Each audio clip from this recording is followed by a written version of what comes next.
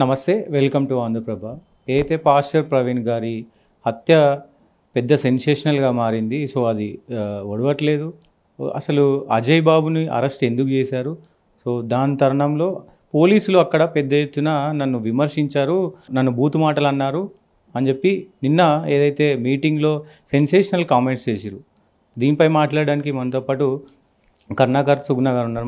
అన్న, ఈ కామెంట్స్ని ఎట్లా చూడొచ్చు? కొంచెం ఉద్దేశపూర్వకంగానే రెచ్చగొట్టిన వ్యాఖ్యలు చేసినట్టు కనబడతా ఉన్నాయి. దీన్ని ఎట్లా చూడొచ్చు? ఒకవేళ అతను చెప్తుంది నిజమే అయితే మంచిగానే ట్రీట్ చేశారు, చేయవలసిన చేస్తే చేశారు. ఇంకా సరిపోదు వాడికి.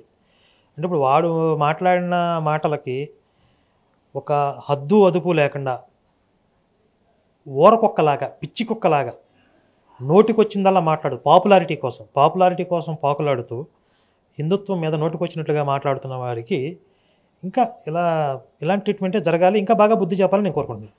సో ఈ హత్య విషయంలో నిజంగా మతాల పరంగా అయితే ఇది ప్రవీణ్ పగడాల్ గారు హత్య చేశారా లేదంటే యాక్సిడెంటలా అనేది చర్చనీయాంశమైంది. ఒకవేళ హత్య అయితే దీన్ని ఖండించాల్సిన అవసరం అయితే ఉంది.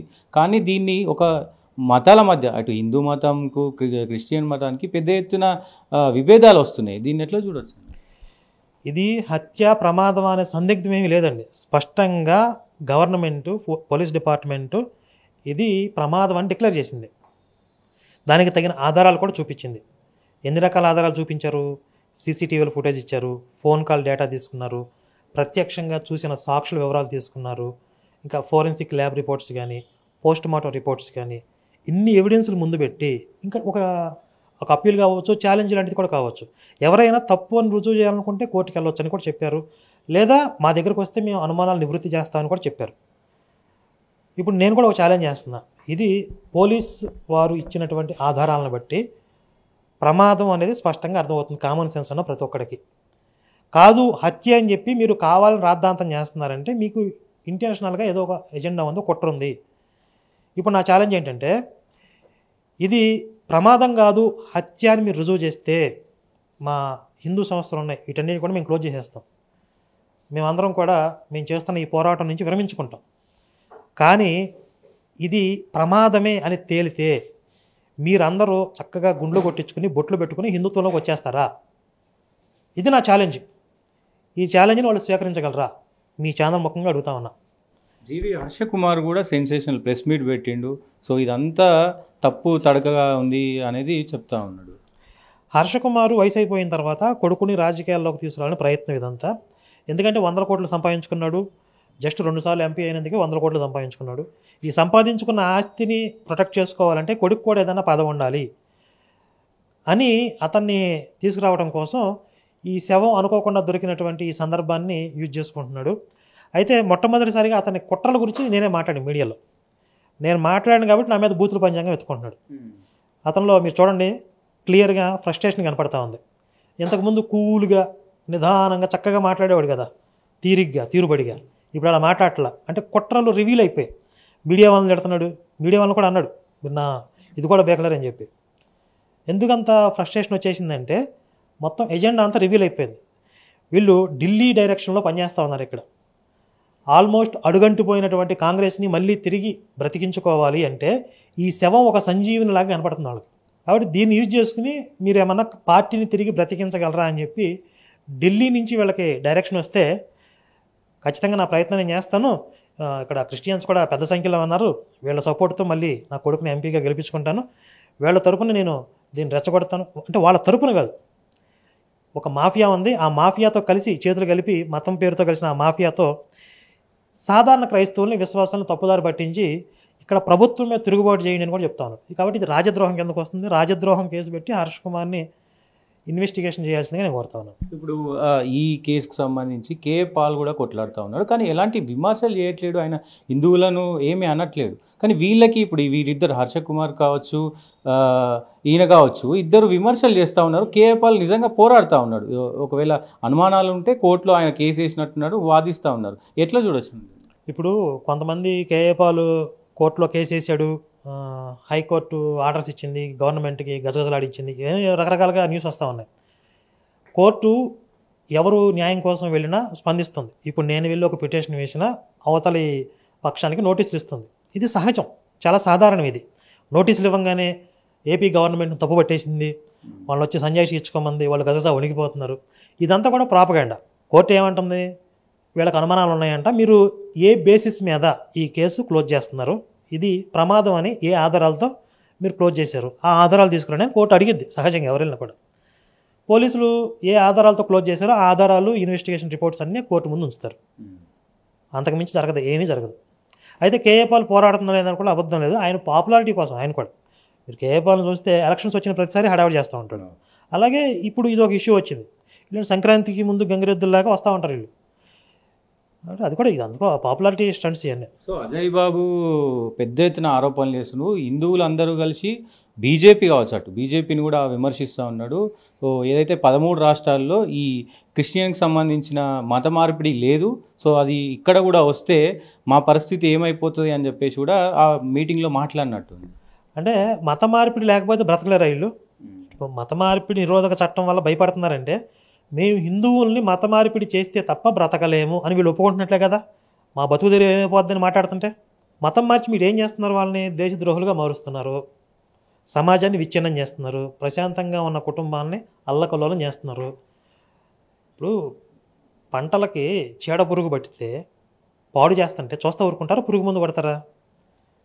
మీరు ఇంత దుర్మార్గం చేస్తుంటే మరి ప్రభుత్వాలు జాతీయవాద దృష్టితో, దేశ రక్షణ దృష్ట్యా, భారతదేశ సార్వభౌమాధికారాన్ని కాపాడే ఆవశ్యకత దృష్ట్యా చేయవలసిన చట్టాలు చేస్తారు. ఇప్పుడు ప్రజాస్వామ్యం అంటే ఏంటి? మెజారిటీ ప్రజల అభిప్రాయమేనా? ఇక్కడ మెజారిటీ ప్రజలు ఎవరు? హిందువులు. మెజారిటీ ప్రజలమైన మేము ఈ దేశం హిందూ దేశంగా ఉండాలని కోరుకుంటున్నాము. ఈ హిందుత్వాన్ని, హిందూ సంస్కృతిని, మా ఆచార వ్యవహారాలని, మా దేవీ దేవతల్ని, మా మూల గ్రంథాలని, వీటిని గౌరవించేవారు మాత్రమే ఈ దేశంలో ఉండండి. మీరు ఏ మతమైనా కావచ్చు, మీ మతాన్ని మీరు వ్యక్తిగతంగా ఆచరించుకోండి, కానీ మా హిందుత్వ విధానాలని మీరు క్రిటిసైజ్ చేసినా, దూషించినా, అవహేళన చేసినా ఈ హిందూ దేశంలో మీరు ఉండవలసిన ఆవశ్యకత లేదు. మేము అంటరాని వాళ్ళమా అంటూ కూడా పెద్ద ఎత్తున మాట్లాడినప్పుడు క్రిస్టియన్స్ అందరూ అంటరాని వాళ్ళు అన్నట్టు ఆయన మాట్లాడుతున్నాడు. మనం అంటరాని వాళ్ళమా అన్నట్టు మాట్లాడుతున్నాడు. అదే ఇదేంటంటే రెచ్చగొట్టే మాటలు ఇవన్నీ కూడా. ఇప్పుడు ఇవన్నీ సమాజంలో ఒక అశాంతిని రేకెత్తించి కొన్ని వర్గాలను రెచ్చగొట్టి అల్లర్లు సృష్టించే ప్రయత్నాలు. ఇలాంటి అసాంఘిక శక్తులు, వీళ్ళందరూ అసాంఘిక శక్తులు. వీడు ఒకడు బచ్చేగాడు, అజయ్ బచ్చేగాడు. వీడు వెనకాల కొంతమంది మాఫియా ఉంది. మొత్తం ఈ మాఫియాని అంతటినీ కూడా దేశ బహిష్కరణ చేయాలి. ఇప్పుడు ప్రవీణ్ సంఘటనలో చూస్తే మాకున్నటువంటి సమాచారం ఒక 5 కోట్ల దాకా ఖర్చు పెట్టారు వీళ్ళు. దేనికి? ఈ ప్రమాదాన్ని హిందుత్వం మీద రుద్దాలి, ప్రభుత్వం మీదకి, బీజేపీ మీదకి నెట్టాలి అనే ప్రయత్నానికి వీళ్ళు 5 కోట్ల దాకా ఖర్చు పెట్టారు. చిలకలూరుపేటలో షాలిబ్రాజ్ అనే ఒక పాస్టర్ ఉన్నాడు, ఈ హర్షకుమారు, విపి రెడ్డి, జాన్బెన్ని లింగం అయితే బీహార్ నుంచి కొంతమంది గ్యాంగుల్ని పిలిపించి వాళ్ళు ఓచకోతలకు అయిన ప్రయత్నం కూడా చేశారు. వీటితో పాటు ఇప్పుడు ఈ బచ్చేగడ అజయ్ కుమార్ కానీ కొంతమంది పాస్టర్లు, పిల్ల పాస్టర్లు, అభినయ దర్శనం, వీళ్ళందరికీ ఒక్కొక్కరికి 5 లక్షలు ఇచ్చారని తెలిసింది మాకు. అంటే మీరు ప్రాపగాండా చేయండి అని చెప్పి ఒక్కొక్కరికి 5 లక్షలు ఇచ్చారు.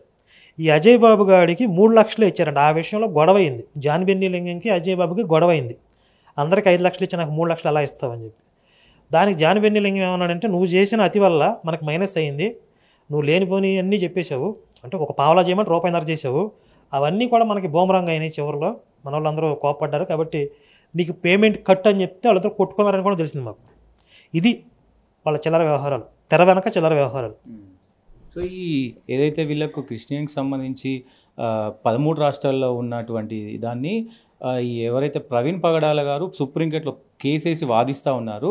సో దానికోసమే హిందువులు అంటే కొంతమంది లీడర్లు కలిపి ఆయనని చంపారనేది ఆయన డైరెక్ట్ కామెంట్ చేస్తున్నారు. అజయ్ బాబు ఆయన కోర్టులో కేసేసి వాదించడం కాదు, ఎవరో ఒక వ్యక్తి మత మార్పిడి నిరోధక చట్టం తీసుకురావాలని చెప్పి సుప్రీంకోర్టుకి వెళ్ళాడు దేశవ్యాప్తంగా.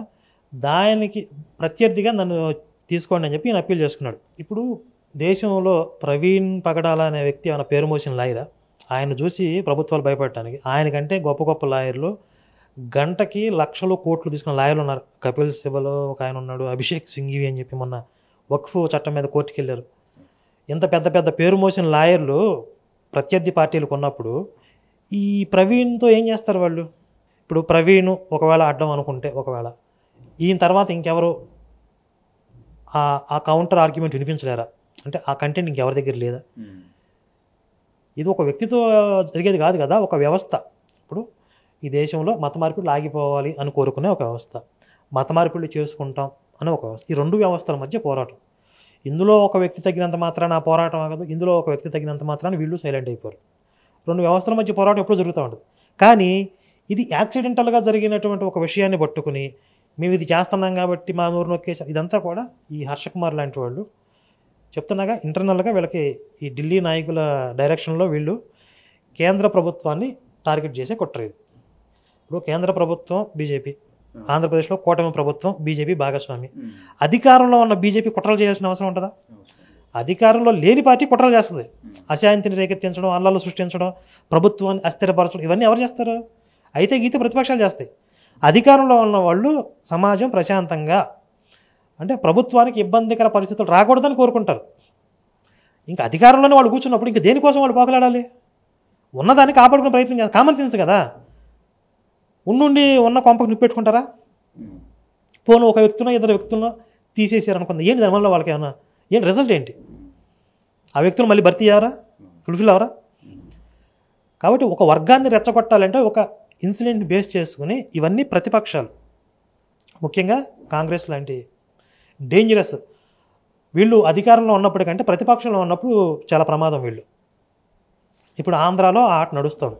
ఓకే, సో ఏం చెప్తారు ఒక హిందూవాదిగా? ఈ సనాతన ధర్మం అంటేనే అన్ని మతాలకు రెస్పెక్ట్ ఇస్తుంది, కానీ ఈ మధ్యకాలంలో సనాతన ధర్మం ఇటు హిందువులకి క్రిస్టియన్స్కి పెద్ద ఎత్తున గొడవలు అవుతున్నాయి ఈ ఇష్యూ వల్ల, ఓన్లీ ఈ ఇష్యూ వల్ల. సో ఎట్లా మణిపూర్లో కూడా దీన్ని లాగుతూ ఉన్నారు, మణిపూర్ ఘటన కూడా దీంట్లోకి లాగుతూ ఉన్నారు, ఎట్లా చూడచ్చు? ఇప్పుడు మణిపూర్లో మైతేయులకి కుకీలకి మధ్య వర్గపోరు. ఒకవేళ అందులో హిందువులు ఇందులో క్రైస్తవులు ఉండవచ్చు, వాళ్ళకి మధ్య గొడవలు జరిగి ఉండవచ్చు. స్థానికంగా A to Z సంపూర్ణ సమగ్ర సమాచారం అనేది ఇక్కడున్న మనందరికీ తెలిసే అవకాశం లేదు. మనం గ్రౌండ్ రిపోర్ట్లోకి వెళ్ళలేదు. కొంతమంది అక్కడికి వెళ్ళినట్లుగా వెళ్ళి ఇక్కడ ప్రోపగండా ప్రచారం చేశారు. ఇప్పుడు లైవ్లో పశ్చిమ బెంగాల్లో ఏం జరుగుతుంది? హిందువుల మీద హత్యాకాండ జరుగుతుంది. దీనికి మమతా ఖాన్ కూడా సాక్ష్యం చెప్పింది. అంటే ఆ ముస్లిం మతోన్మాదుల్ని మీరు ఆగండి అని చెప్పి బుజ్జగిస్తూ మీరు ఎందుకు హింస చేస్తున్నారని చెప్పి ఆవిడ కూడా మాట్లాడే పరిస్థితి వచ్చిందంటే, మామూలుగా ఎంత జరిగినా కూడా ఇక్కడేం జరగట్లేదు అని మాట్లాడి దబాయించే మమతా బెనర్జీ, ఆవిడ మమతా ఖాన్, ఆవిడే ముస్లిమ్స్ని తగ్గండి మీరు ఆగండి అని చెప్తుందంటే ఎంత దుర్మార్గంగా జరుగుతుందో మనం ఊహించుకోవచ్చు కదా. కానీ హిందువుల మీద జరుగుతున్న దేశవ్యాప్తంగా జరుగుతున్న దాడుల గురించి ఒక్క నా డాష్ గాడు మాట్లాడు. ఇప్పుడు పెద్ద మనుషులు ఎవరైతే మాట్లాడుతూ ఉన్నారో, ఇంకా ఈ హర్ష్ కుమార్ ఏం చెప్తున్నాడంటే విదేశాల్లో ఎవరో తీర్మానం చేశారంట భారతదేశంలో మైనారిటీ వర్గాల మీద దాడులు జరుగుతున్నాయి, మోడీ ఇది నీకు మంచిది కాదు, కరెక్ట్ కాదని చెప్పి. మరి బెంగాల్లో జరుగుతున్న ఈ హింస గురించి మాట్లాడా? ఎవడో విదేశీ శత్రు దేశాల్లో ఎవడో మాట్లాడాడు, పాకిస్తాన్ ఏదో మాట్లాడు. ఇప్పుడు బంగ్లాదేశ్లో వేలాది మంది హిందువులు చంపేశారు, దాని గురించి ఏమైనా మాట్లాడుతున్నారు ఎవరన్నా? ప్రపంచవ్యాప్తంగా మీరు చరిత్రలో చూసుకొని వర్తమానంలో చూసుకొని ఎప్పుడు బాధితులు హిందువులే, ఎప్పుడు చూసినా హిందువులే ఉంటారు. ఎందుకంటే ఒక మతం పేరుతో దాడి చేయటం అనేది హిందువుల సంస్కృతి కాదు. హిందుత్వంలో ధర్మపక్షం ఉన్నవాళ్ళు, అధర్మపక్షం ఉన్నవాళ్ళు, ఈ రెండు వర్గాలే ఉంటాయి. మనకి రామాయణ మహాభారతాల్లో రావణాసురుడిని సంహారం చేసిన, దుర్యోధనుడి పక్షంలో ఉన్న వాళ్ళని సంహారం చేసిన వాళ్ళందరూ హిందువులే, వేరే మతస్థులు ఏమన్నా. కానీ అధర్మ పక్షంలో ఉన్నారు. కానీ ఈ పాషాణ మతాల్లో మీరు చూడండి, నా మతం కాని వాళ్ళ మీద దాడి చేయాలి, అందరినీ నా మతంలోకి మార్చాలి, ఇలాంటి స్వభావం వాళ్ళలో ఉంటుంది. హిందువులు సహజంగా పరమత సహనం కలిగిన వారు కాబట్టే ఈ దేశంలో బయట నుంచి వచ్చిన మతాలు పాగా వేయగలిగాయి, ఇన్ని కోట్ల మందిని మతం మార్చగలిగాయి. కానీ చరిత్రలో జరిగినటువంటి రక్తపాతాన్ని, నష్టాన్ని కళ్ళారా చూసి వర్తమానంలో జరుగుతున్నటువంటి అన్యాయాలని ఎదిరించడానికి ఇప్పుడు హిందూ సమాజం మేల్కొంటుంది, యువత ముందుకు వస్తున్నారు.